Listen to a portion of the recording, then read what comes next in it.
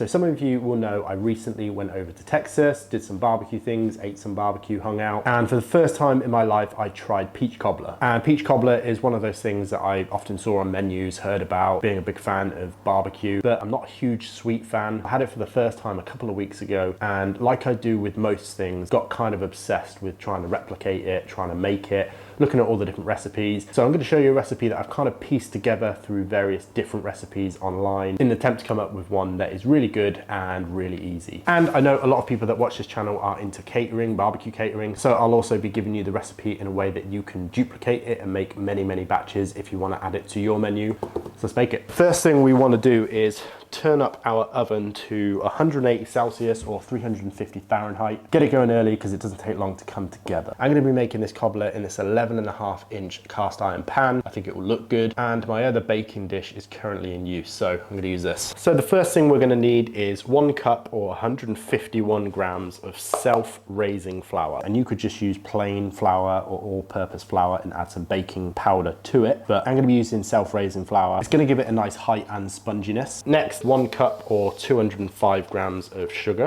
0.5 grams of cinnamon powder, and I guess that's like 1/4 teaspoon maybe. 1/4 cup or 100 grams of brown sugar, and then just a few drops of vanilla extract, not too much. Pinch of salt, and to bring it all together, 3/4 cup or 165 grams of whole milk. And that is pretty much it. I'm gonna start mixing this batter together. And I would genuinely like to know in the comments what your recipe is for peach cobbler. I am definitely not an expert, given that I had my first one of these about 2 weeks ago. So definitely let me know what you do differently below. And there we have our batter. We can just put that to the side. So the next thing is our peaches. I'm gonna use canned peaches, and the reason for that is peaches this time of year aren't very good and they're very small. And canned peaches, as you probably know, are already slightly cooked a little bit. They're nice and soft. I think they work really well in this recipe, but of course you could make up your own using fresh peaches. And I've gone for the ones in juice rather than the ones in syrup. I find the syrup ones to be too sweet, and we've got plenty of sugar in this recipe, so canned peach slices in juice. And all I'm gonna do is pour away about half of that juice. I think it makes things a little bit too wet.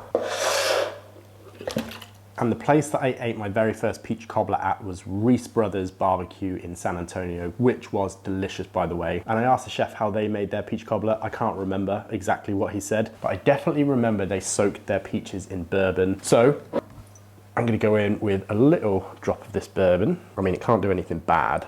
And if I had the foresight, I'd have probably done this last night and let them soak overnight. But all of this liquid's gonna be going in there anyway, so the flavor's definitely gonna be there. Ooh. Tell you what, the sweetness, fragrant fruity notes mixed with that bourbon just kind of smells like an old fashioned. That smells really good. So pretty much the last step here is to take about 100 grams of butter, melted, get that into our cast iron. We are going to evenly pour in our cobbler batter mixture. And again, I'm definitely not an expert at this. And then we're gonna go in with our peaches. Kind of push them in a little bit. I'm just gonna drizzle over that juice. So this is gonna go into our oven at 350 degrees Fahrenheit or 180 Celsius and come back in about 40 to 50 minutes, and hopefully this will have puffed up and we'll have a cobbler. Wish me luck. This is the time to chuck this onto your barbecue, your outdoor oven. You could smoke some fresh peaches, bring some smoke flavor in that way. For me, I'm going pretty simple, so I'm sticking with the oven. So 50 minutes later, this cobbler is done. So we are gonna let this chill out for probably 20 minutes, remembering that the cast iron is gonna contain a lot of residual heat. I basically took it out when the top started to get crispy, knowing that it's gonna firm up even more once it starts to cool. And it's got a nice dark color. So I'm gonna rest this for about 20 minutes. In about 10 minutes, I'm gonna get my ice cream out. I went with a Madagascar vanilla bean ice cream, a high quality one. Let it come up to a nice scoop temperature, and then we'll plate this up. Ice cream is ready to scoop. Take a good portion of this. Should probably use a bowl, but oh, it smells good. I don't think I've gone too far wrong. Now that is looking delicious. And the last thing to add is that nice scoop of vanilla ice cream. I am super happy with how that's turned out. It's got a nice crispy top. It's real soft and tender on the inside. Those peaches are broken down nicely. So I think we just need to get into it. Gotta have some of that ice cream. Get some of that crispy top. Oh wow. If I paid good money for that in a restaurant, I'd be really happy. That is real good. And that was so simple as well. That took like maybe 15 minutes to pull together. Less if you're not filming it. It looks the part, definitely tastes the part. Something about the cold and the hot together, I love. Yeah, this is doing it. This is definitely doing it. I think the canned peaches work fine. I think they've broken down a lot more softer than fresh peaches would, and I like that. Can't really taste the bourbon.